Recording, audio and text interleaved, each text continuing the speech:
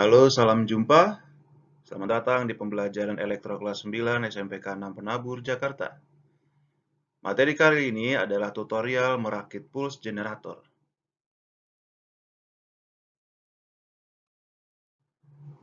Skema rangkaian untuk praktek kali ini adalah seperti demikian. Terlihat simbol-simbol yang sudah biasa kita temui. Ada juga simbol ground yang mungkin jarang kita pakai tapi sudah pernah diinfokan. Seperti di LCO1 negatifnya, di kaki 1 IC, di katodanya LED kedua, dan di negatif baterai. Itu semua adalah simbol ground yang sederhananya berarti mereka semua terhubung. Berikut adalah saran penempatan komponen. Seperti yang tertulis, ini adalah saran. Untuk sementara boleh diikuti dulu, bila nanti sudah mantap memahami skema, boleh-boleh saja kalian memodifikasi posisi-posisi komponennya. Yang penting tetap mengacu pada skema rangkaian utama yang tadi. Jadi, kalau posisi penempatan komponen bisa bebas dimodifikasi, tapi harus sesuai dengan skema rangkaian yang utama tadi.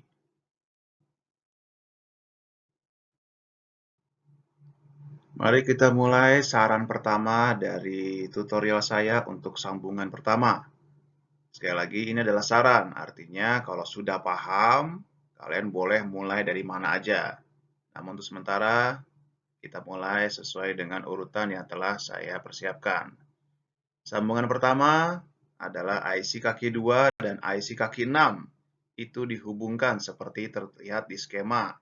Di mana kalau di skema kita lihat di dalam IC-nya ada angka 2,6, itu artinya kaki 2 dan kaki 6 dihubungkan. Oke, berdasarkan skema tadi yang sudah kita lihat urutannya, mari kita coba di protoboardnya. Kaki 2, kaki 6, IC 555 dihubungkan dengan kabel jumper. Saran sambungan yang berikutnya adalah 4,8 seperti di skema, berarti artinya kaki 4 dan kaki 8 disambungkan. Sekarang kita coba di protoboard, menyambungkan kaki 4 dan kaki 8 IC 555 dengan kabel jumper. Sambungan yang ketiga ada dua bagian. Yang pertama, kita hubungkan LCO negatif dengan IC kaki 1, karena terlihat sama-sama ada lambang ground-nya ya. Kemudian, LCO positif kita hubungkan dengan, nah ini boleh nih dihubungkan dengan IC kaki 2 atau kaki 6. Cuma karena lihat dari posisinya di protoboard, lebih dekat bila kita hubungkan dengan IC kaki 2 untuk LCO positifnya. Oke, ini dia. Kita sambungkan dengan kabel jumper LCO negatif ke IC kaki 1, LCO positif ke IC kaki 2. Sambungan keempat adalah menghubungkan salah satu kaki resistor 1000 ohm dengan IC kaki 2 atau kaki 6. Namun dalam posisi yang kita lihat di protoboard jauh lebih mudah diposisikan ke IC kaki 6 sambungannya. Dan kaki resistor 1000 ohm satunya lagi dihubungkan dengan IC kaki 7. Demikian sambungannya di protoboard. Satu kaki resistor 1000 ohm dihubungkan dengan IC kaki 6 yang otomatis juga terhubung dengan IC kaki 2. Lalu kaki resistor 1000 ohm satunya lagi dihubungkan dengan IC kaki 7.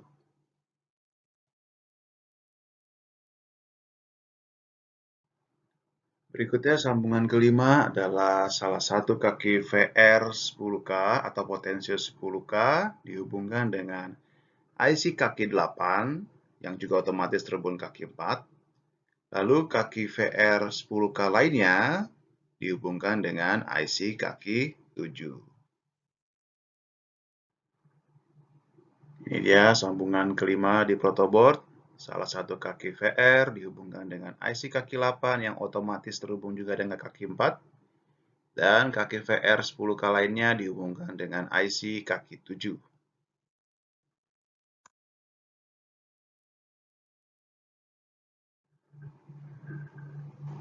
Jangan dilupakan prinsip dalam menggunakan VR atau potensio adalah salah satu kaki pinggirnya, boleh pinggir kiri, boleh pinggir kanan, dihubungkan dengan kaki tengah, sehingga si potensio bisa berfungsi. Bila nilai hambatannya diubah-ubah, maka ada pengaruhnya dengan seluruh rangkaian. Itu maksudnya dihubungkan kaki tengah dengan kaki pinggir. Sambungan keenam adalah kita akan hubungkan resistor 22K yang pertama dengan IC kaki 4 atau kaki 8. Namun dari posisinya sepertinya lebih mudah bila kita sambungkan dengan IC kaki 4. Jadi kita sambungkan resistor 22K yang pertama dengan IC kaki 4. Oke, ini dia. Kita sambungkan IC kaki 4 dengan resistor 22K yang pertama. Dalam hal ini kita bikin resistor 22K yang atas, ya. Sambungan ketujuh, yaitu kaki R22K yang pertama, yang satunya lagi, yang masih nganggur, kita hubungkan dengan anoda LED 1. Namun pada dasarnya kamu tidak perlu membuat kabel, karena bila penempatan komponen kamu sesuai dengan saran di awal, maka sudah dalam posisi sesuai sambungan ketujuh. Ya, ini dia maksudnya. Jadi tidak perlu kabel lagi bila dari awal posisi penempatan komponen kamu sudah sesuai saran di awal.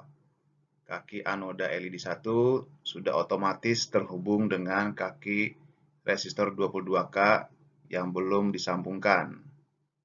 Jadi dari situ bisa lihat posisinya ya, sudah terhubung secara konsep protoboard. Sambungan ke-8 kita menyambungkan 3 komponen. Katoda LED 1 dengan resistor 22K yang kedua dan IC kaki 3. Kita lihat. Ya, ini dia sambungannya antara katoda LED yang pertama yang di atas dihubungkan dengan resistor 22K yang di bawah. Lalu dihubungkan lagi dengan IC kaki 3.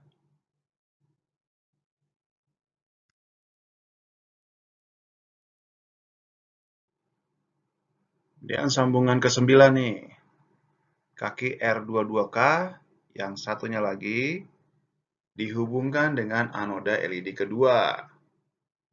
Tapi pada dasarnya tidak perlu kabel tambahan lagi, karena bila penempatan komponen kamu sudah sesuai di awal, maka sudah tepat. Kita lihat. Ya, tinggal dipastikan kamu sudah menempatkan komponen seperti di awal, sudah sesuai saran, maka sudah otomatis sambungan 9 sudah tepat.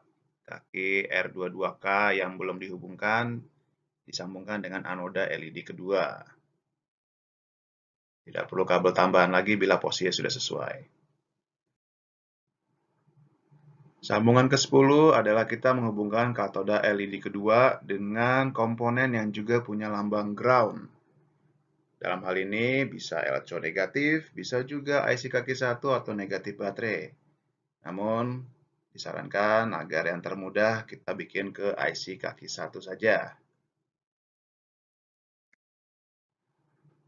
Ya, ini dia cukup panjang sambungan ke-10, yaitu katoda LED kedua dihubungkan dengan IC kaki 1.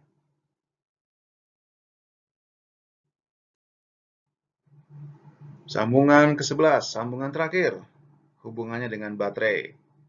9 volt yang positif, yaitu kancing baterai yang merah ya. Kita hubungkan bisa ke IC kaki 4, bisa juga ke IC kaki 8, bisa juga ke R2, bisa juga ke potensio.